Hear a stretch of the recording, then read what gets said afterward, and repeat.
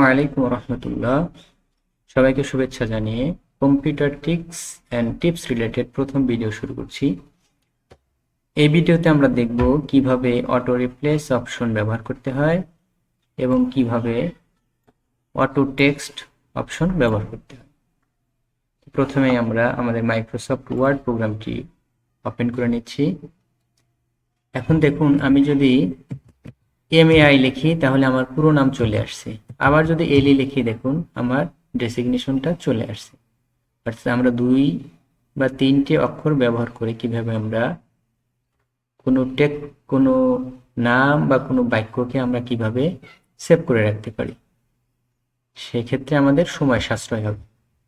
তো এইটা করার জন্য প্রথমে আমাদেরকে চলে যেতে হবে ফাইল অপশনে। ফাইল অপশন থেকে অপশনসে যেতে হবে। অপশনস থেকে প্রুফিংয়ে যেতে হবে। প্রুফিং থেকে অটো কারেক্ট অপশনস, এবং এখানে দেখুন লেখা আছে replace text as you type. Cursor automatically ওইখানে চলে যাবে। আমি মনে করুন আমার ডিপার্টমেন্টের নাম লিখে দেব, যদি অলরেডি আছে অবশ্য। যাই হোক, আমি ইউনিভার্সিটির নাম মনে করুন লিখব। তাহলে আমি লিখে দিলাম কি, খাজা ইউনুস আলী ইউনিভার্সিটি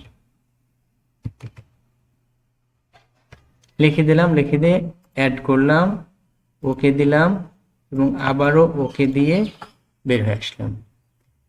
এখন দেখুন, আমি যদি এখানে KH লিখি তাহলে খাজা ইউনুস আলী ইউনিভার্সিটি উঠে গেল। এভাবে আপনারা যে কোনো শব্দ, যে কোনো ওয়ার্ড, যে কোনো নাম সুন্দরভাবে সেভ করে ব্যবহার করতে পারবেন।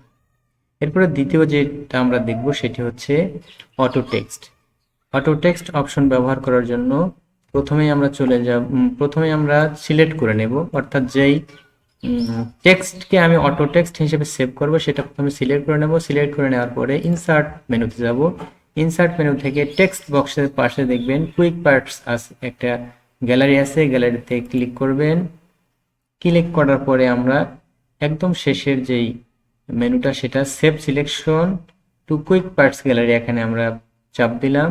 চাপ দেওয়ার পরে আপনি চাইলে এটা রিনেম করে নিতে পারেন অথবা যেভাবে আছে সেভাবে দিতে পারেন। আমি মাই ডেসিগনেশন হিসেবে সেভ করে দিলাম। কুইক পার্টস গ্যালারিতে সেভ করে দিলাম।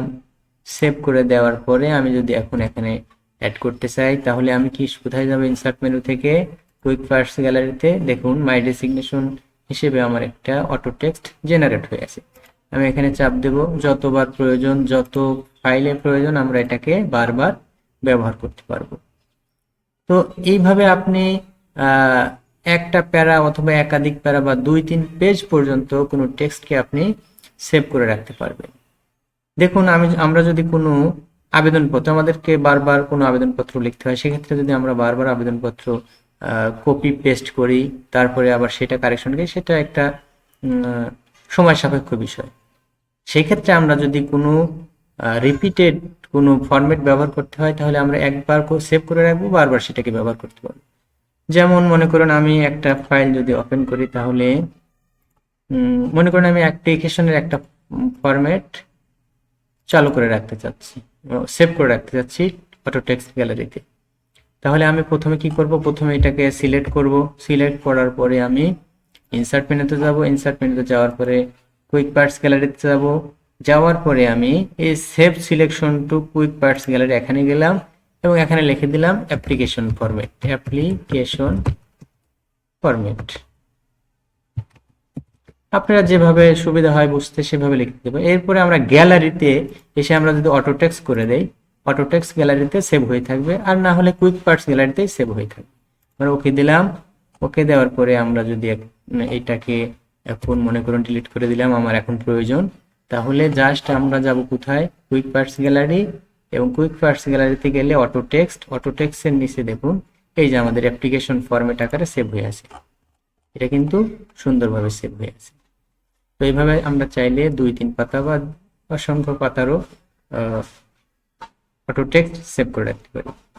কিন্তু হ্যাঁ, একটি বিষয় কিন্তু অবশ্যই লক্ষণীয়, আমরা যখন মাইক্রোসফট ওয়ার্ড প্রোগ্রাম থেকে বের হয়ে যাব, প্রথমে মনে করুন আমি এটা সেভ দিলাম অথবা ডন্ট সেভ দেন, কিন্তু আপনার শেষবারে এসে যখন আপনার সব ফাইল ক্লোজ হয়ে যাবে, এরপরে দেখুন এই যে একটা পপ আপ মেসেজ আসবে যে আপনি quick parts gallery building blocks বা কুইক পার্টস গ্যালারিতে যেগুলো মডিফাই করেছেন সেগুলো সেভ করে রাখতে চান কিনা। তাহলে আমি সেভ করে রাখলাম এবং ক্লোজ হয়ে গেলাম। এইভাবে যদি আপনি করেন তাহলে কিন্তু সেভ থাকবে, না হলে আপনি সর্বশেষ যেই পপ আপ মেসেজ আসবে সেটা যদি ডন্ট সেভ দেন তাহলে যে অটো টেক্সট করেছেন সেটা কিন্তু থাকবে না। তো এই ছিল আজকের ভিডিও। যদি ভালো লাগে লাইক, কমেন্টস এবং শেয়ার করতে ভুলবেন না। আর এরকম আরো ভিডিও, কি ধরনের ভিডিও তৈরি করা যায় আপনারা অবশ্যই মন্তব্য করবেন। আসসালামু আলাইকুম ওয়া রাহমাতুল্লাহ।